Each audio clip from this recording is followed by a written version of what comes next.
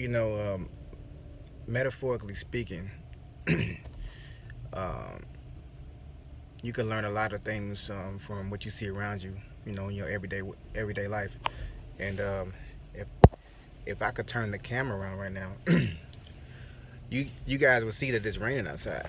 There's a storm going on right now. But one thing I learned about a storm is that storms don't last forever. Eventually they will subside, and eventually, saying the skies will be clear. So we can correlate that to, you know, the storms of struggles and adversity that we go through in our everyday lives. Is that it's only temporary, and storms, they, ironically, saying that they're painful, because we're going through some challenges.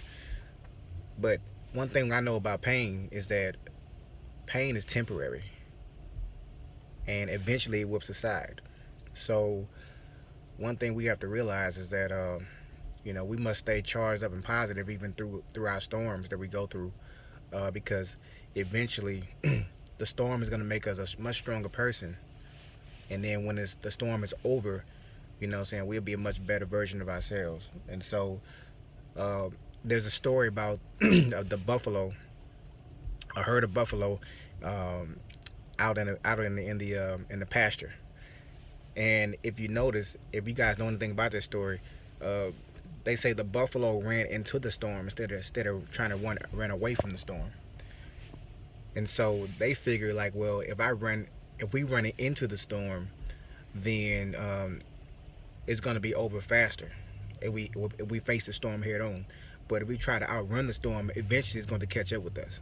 So you guys take that and chew on it for a while, and I'm going to do the same, because that was really deep. And but yeah, I mean, that's just, that's how we have to embrace adversity. You know what I'm saying? Because it's just going to make us a better person. 2%ers.